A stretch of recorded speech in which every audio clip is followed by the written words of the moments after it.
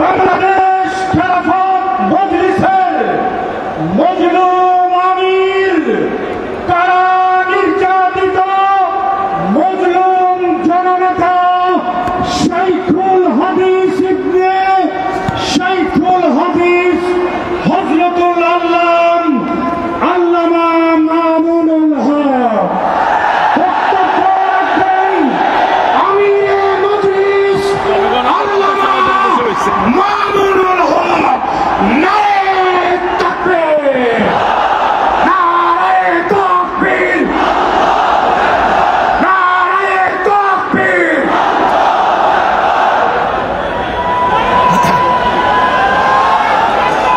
السلام عليكم ورحمة الله. الحمد لله رب العالمين والصلاة والسلام على سيد الأنبياء والمرسلين وعلى آله وصحبه أجمعين. أعوذ بالله من الشيطان الرجيم. بسم الله الرحمن الرحيم. إن الذين قالوا ربنا الله ثم استقاموا فلا خوف عليهم ولا هم يحزنون. সাদাকাল্লাহুল আযীম। দেশপ্রেমিক ও ইসলামী সমমনা 8টি রাজনৈতিক দলের উদ্যোগে আয়োজিত জুলাই সনদ বাস্তবায়নে নির্বাচনের পূর্বে, জাতীয় নির্বাচনের পূর্বে গণভোট আয়োজনের দাবি সহ 5 দফা গণদাবিতে আজকের এই জনসমুদ্রে পরিণত গণসমাবেশে উপস্থিত সংগ্রামী সভাপতি হযরত পীর সাহেব চরমনাই মুফতি সৈয়দ মোহাম্মদ রেজাউল করিম, উপস্থিত আজকের এই গণসমাবেশের উপস্থিত সংগ্রামী প্রধান অতিথি বাংলাদেশ জামাতে ইসলামীর মুহতারাম আমির জনাব ডক্টর শফিকুর রহমান সহ জাতীয় নেতৃবৃন্দ, সমবেত 8 দলের নেতা কর্মী ও সংগ্রামী দেশবাসী, আজ এই ঐতিহাসিক পল্টন ময়দানে দাঁড়িয়ে আমি স্পষ্টভাবে দেখতে পাচ্ছি বাংলাদেশ আজ 2 ভাগে বিভক্ত। এক ভাগ 72-এর বাকশালপন্থী, আরেক ভাগ জুলাইয়ের বিপ্লবপন্থী। বাংলাদেশের প্রতিটি রাজনৈতিক দল এবং পক্ষের কাছে আমার সুস্পষ্ট জিজ্ঞাসা, সবাই যার যার অবস্থান পরিষ্কার করুন। হয় আপনি জুলাই বিপ্লবের পক্ষপাতী, আর না হয় আপনি 72-এর বাকশালপন্থী। 72-এর পরাজিত বাকশালপন্থীরা আগামী 13ই নভেম্বর বাংলাদেশের বিরুদ্ধে লকডাউনের নামে যুদ্ধের ঘোষণা দিয়েছে। আমি ঘোষণা করতে চাই, 13ই নভেম্বর কোন বাকশালপন্থীকে বাংলার রাজপথে আমরা নামতে দেব না। যদি কেউ নামবার অপচেষ্টা চালায়, আমরা তাদেরকে রাজপথে মোকাবেলা করব ইনশাআল্লাহ। সংগ্রামী সাথী ও বন্ধুগণ, 2024-এর জুলাই বিপ্লব সহস্রাধিক তাজা প্রাণের রক্তের বিনিময়ে অর্জিত এই বিপ্লব। এই বিপ্লবের ভিত্তিতে আগামী বাংলাদেশ পরিচালিত হওয়ার জন্যই ঐক্যমতের ভিত্তিতে জুলাই সনদ প্রণীত হয়েছে। এই জুলাই সনদ কোন কাগজের সনদ হিসেবে আমরা দেখতে চাই না। জুলাই সনদকে আমরা আগামী বাংলাদেশের রূপরেখা হিসেবে দেখতে চাই। এই জন্য আমরা 8 দলের পক্ষ থেকে বলেছি, অনতিবিলম্বে জুলাই সনদকে সরকারি আদেশের মাধ্যমে এর প্রাথমিক আইনি ভিত্তি প্রদান করতে হবে।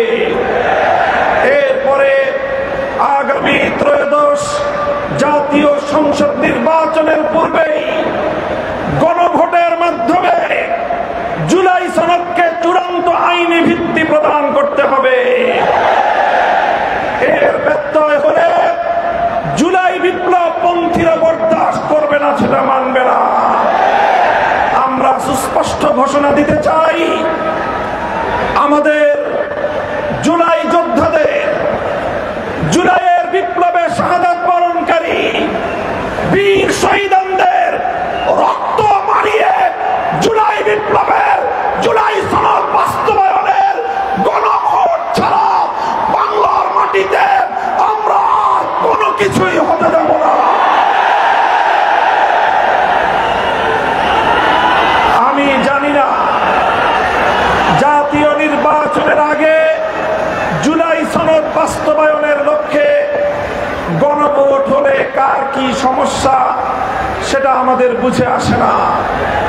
আমাদের সমস্যা হলো জুলাই সনদের গণভোট ছাড়া যদি জাতীয় সংসদ নির্বাচন অনুষ্ঠিত হতে থাকে, জাতীয় সংসদ নির্বাচন যদি তফসিল ঘোষণা হয়ে বাস্তবায়িত হয়, অনুষ্ঠিত হয়, সেখানে অনেকগুলো বড় বড় জটিলতার সৃষ্টি হবে।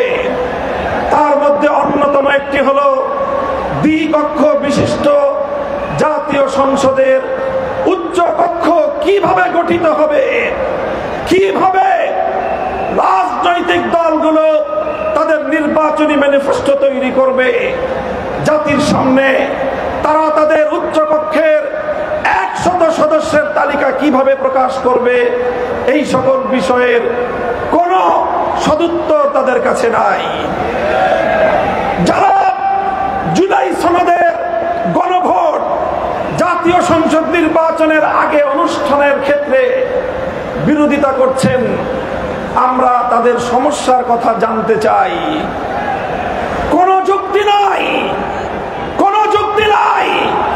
তারা জুলাই সনদের বাস্তবায়নকে ঠেকিয়ে দিয়ে বাংলাদেশে আবার ফ্যাসিবাদ কায়েম করবার ষড়যন্ত্র করছে। পরিষ্কার ঘোষণা করি, রক্ত দিয়ে যেই ফ্যাসিবাদ বিদায় করেছি, প্রয়োজনে আবার রক্তের সাগর প্রবাহিত হবে, বাংলার মাটিতে ফ্যাসিবাদ ফিরে আসবে না।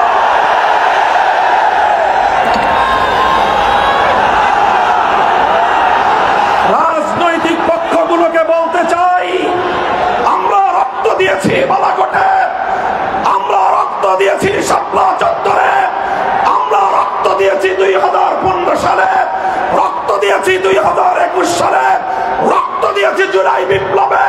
আমাদের মুখোমুখি দাঁড়াবার চেষ্টা করবেন না। আমরা রক্ত দিয়ে অধিকার আদায় করি, রক্ত দিয়ে বাংলাদেশ কিনেছি, রক্ত দিয়ে এই বাংলাদেশের স্বাধীনতা রক্ষা করবো ইনশাআল্লাহ। সংগ্রামী সাথী ও বন্ধুগণ, জুলাই বিপ্লবের আমার সকল সহযোদ্ধাদেরকে আমি বলতে চাই, রাজনৈতিক মতবিরোধ থাকতে পারে, নির্বাচন নিয়ে মতপার্থক্য থাকতে পারে, আপনারা যার যার নির্বাচন করবেন সেটা পরের কথা।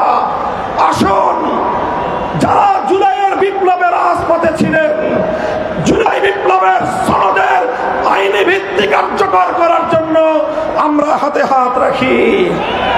সংগ্রামী সাথী ও বন্ধুগণ, সর্বশেষ বক্তব্য, আগামী 13 তারিখ জুলাই সনদের গণভোটকে কেন্দ্র করে সরকারি সিদ্ধান্তের দিকে আমরা তাকিয়ে আছি। সরকার যদি জনগণের শান্তিপ্রিয় ভাষা বুঝতে ব্যর্থ হয়, আবার বলছি, সরকার যদি 8 দলীয় নেতৃবৃন্দের শান্তিপ্রিয় ভাষা বুঝতে ব্যর্থ হয়, যেই ভাষায় বললে সরকার বুঝবে, আমরা সেই ভাষাই প্রয়োগ করব, সেই কর্মসূচি ঘোষণা করব ইনশাআল্লাহ। প্রস্তুত থাকবেন তো আপনারা? ইনশাআল্লাহ যুদ্ধ করে ফ্যাসিবাদ বিতাড়িত করেছি, যুদ্ধ করেই বাংলার মানুষের অধিকার আদায় করে ছাড়বো ইনশাআল্লাহ। নাসরুম মিনাল্লাহি ওয়া ফাতহুন করিব। আসসালামু আলাইকুম ওয়া রাহমাতুল্লাহ।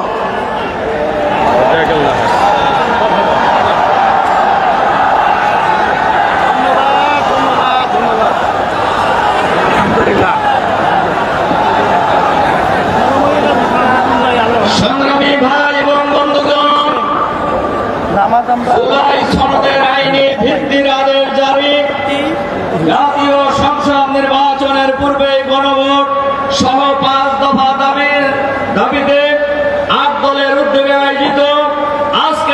নিশান